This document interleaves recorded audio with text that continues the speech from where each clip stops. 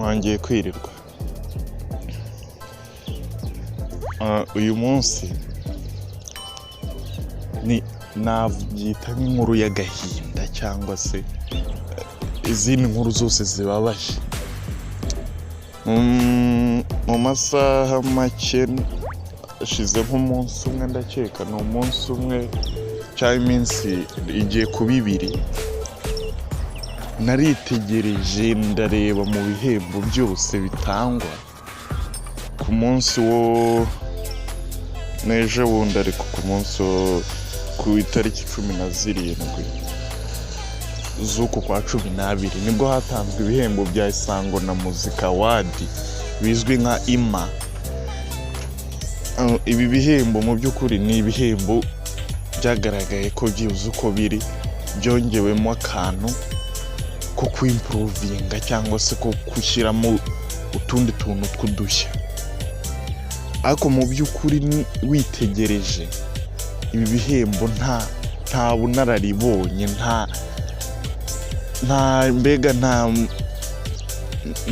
nta bumenyi babifiteho mu bintu byo gutegura ibihembo.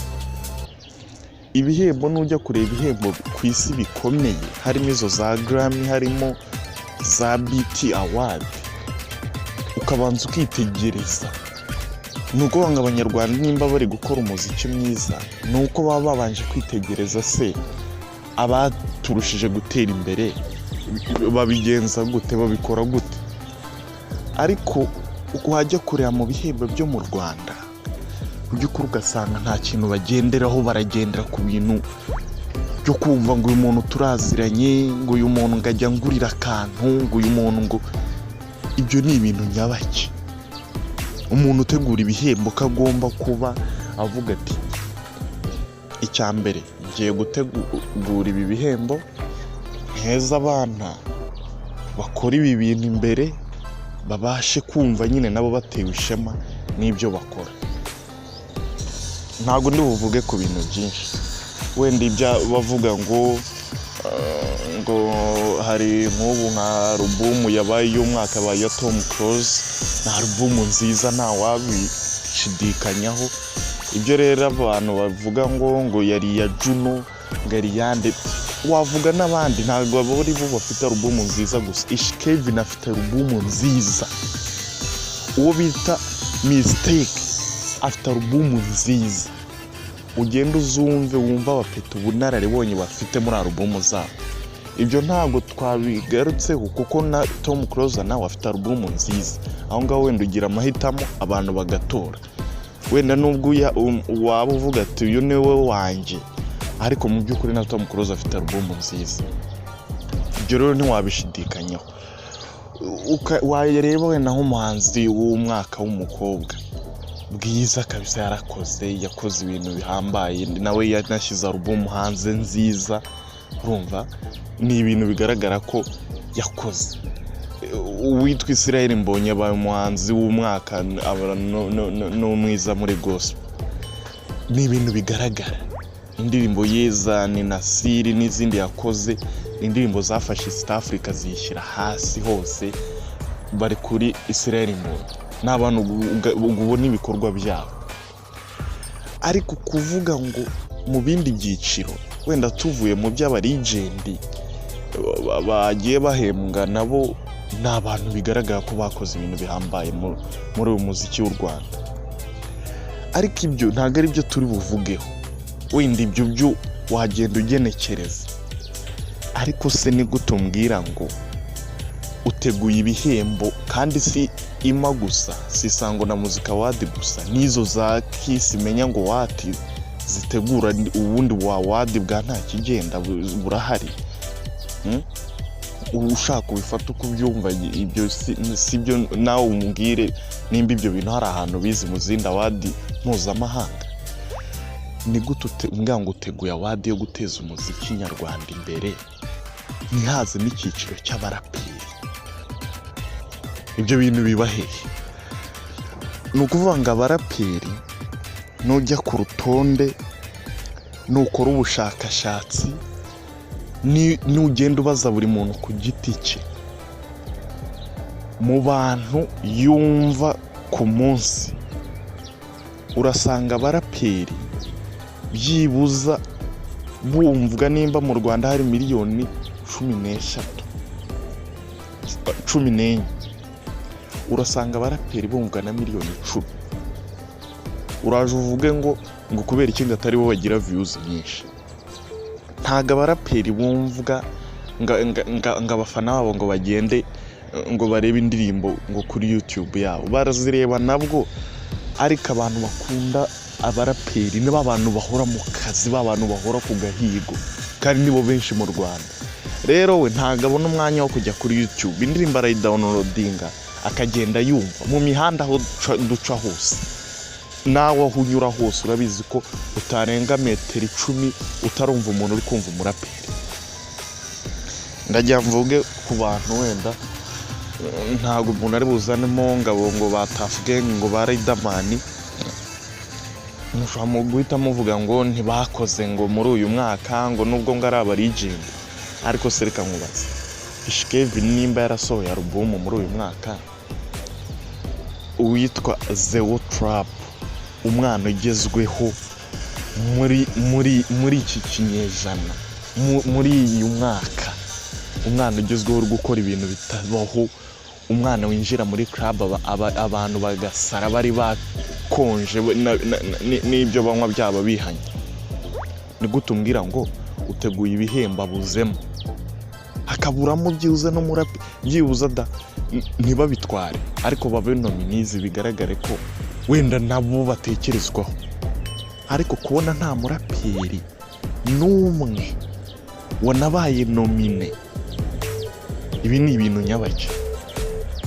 Gute uvuga ngo wateguye ibihembo byo gushyigikira umuziki nyarwanda, izo Kiss Award nta muraperi ujyuzamo, izi isango nta muraperi ujyuzamo, n'ubundi buhembo butazwi butagirwa iyo mu bikari nta muraperi ujyuzamo.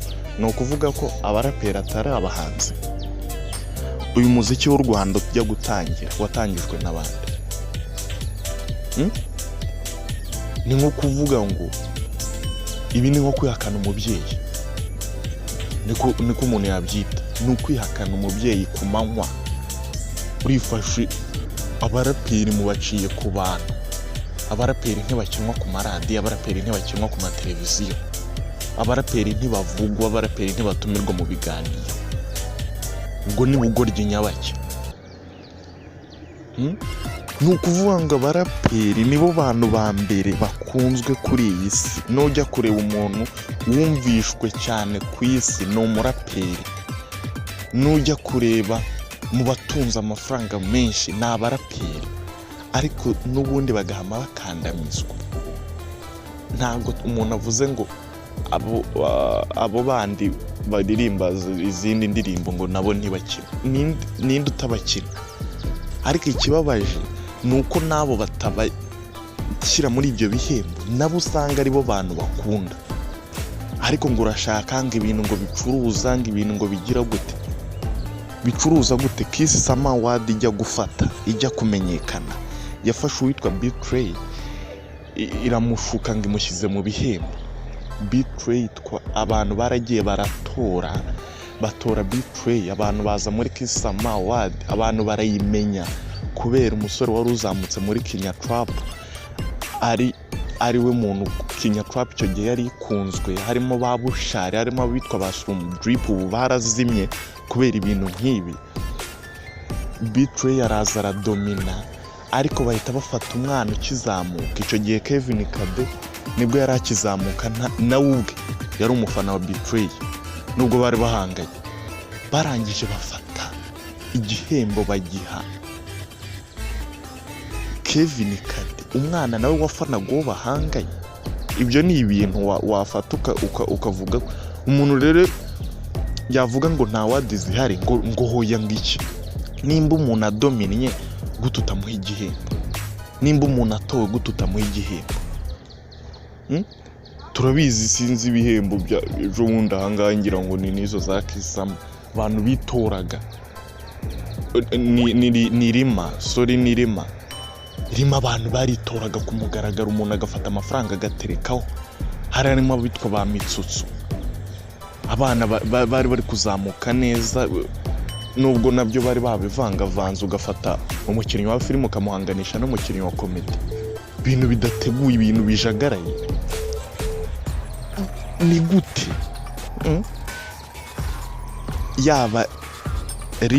yaba isango na muzika, yaba ibindi bihembo bitangwa, nibanze kuri isango na muzika kuko ari byo bihembo biheruka, nibashaka ukuntu bakosora iki kintu, naho bitabaye ibyo bihembo nta bihembo bibirimo, ndetse ntituzarekera no kubivuga.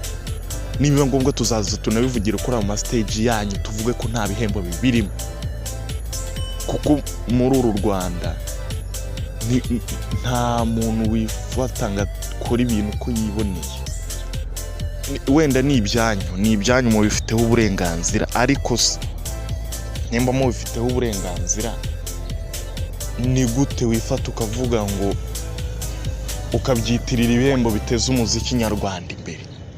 Vuga ko ari ibihembo biguteza imbere n'abantu bawe, wibyitirira umuziki nyarwanda, kuko umuziki nyarwanda ntabwo urimo abahanzi baririmba R&B gusa n'izindi njyana ziri aho. Gospel nta muntu uyikomataho wenda ngo ibice, ariko ni gute ngo umuziki nyarwanda urimo R&B yonyine?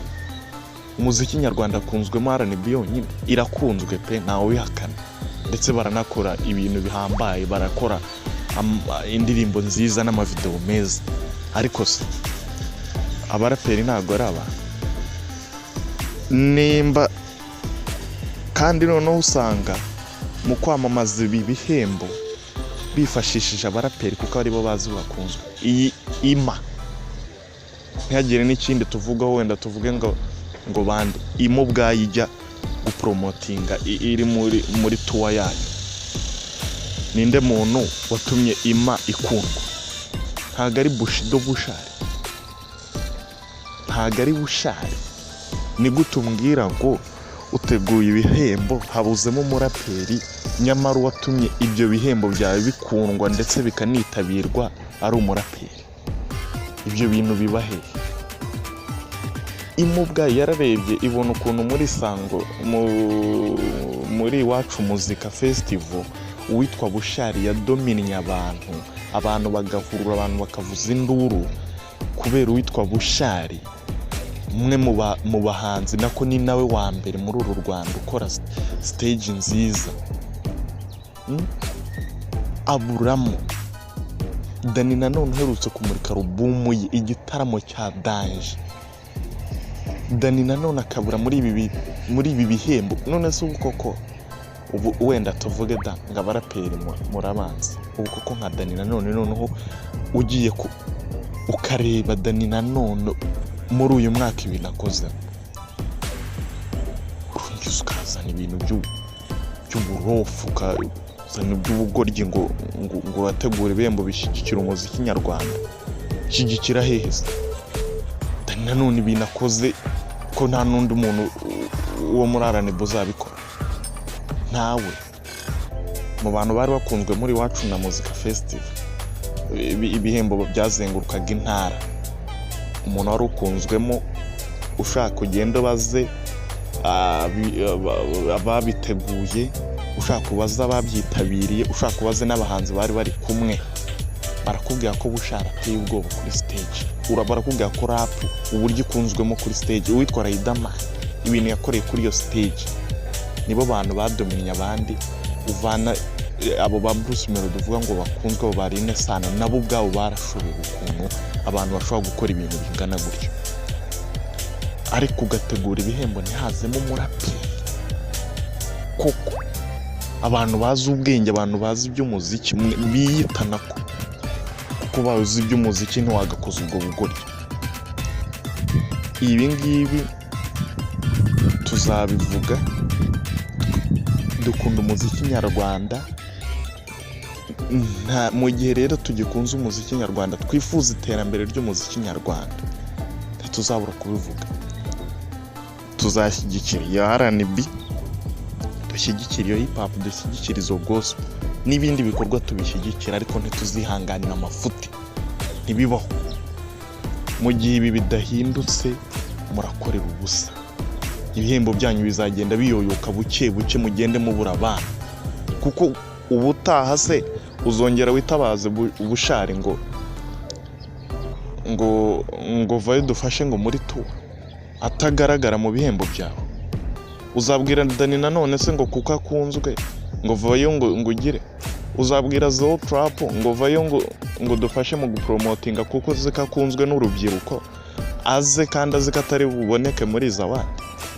Ninde se niyenjije yakora ibyo k'abaraperi abantu bari kubera ibyo mu bakorera? Kandi iyi ngiyi yari nka announcement yewe ntanze nk'umunyarwanda ukunda umuziki nyarwanda, nibidahinduka umuziki nyarwanda ntari bubigana. Producer w'umwaka ntawe umukomplainingaho, Prince Kiss ibintu akoze ntawe utarabibonye. Yewe niyo korabo nayo nubwo ikemangwaho kuko witwa Kevin Kade ikinyarwanda yatanze nawe kirumvikana, nubwo nawe yakururaga yishyira. Ntabwo natinya kubivuga, yashakaga ngo indirimbo ye yakoranye na Dramati na Kivumbi Pyramide ari domina, ariko kandi n'ibintu binumvikana kuko iriya ndirimbo yarakoze n'imibare yayiri hejuru kurusha iyari Nesano Seiresi. Ariko wenda Seiresi nayo yarakunzwe ni ku rundi ruhande, ntago wenda aho ngaho wabyumva wagenekereza, ariko hari ibyo utagenekereza kuko ni ibintu bigaragara. Murakoze rero, murakarama, mugire umunsi mwiza.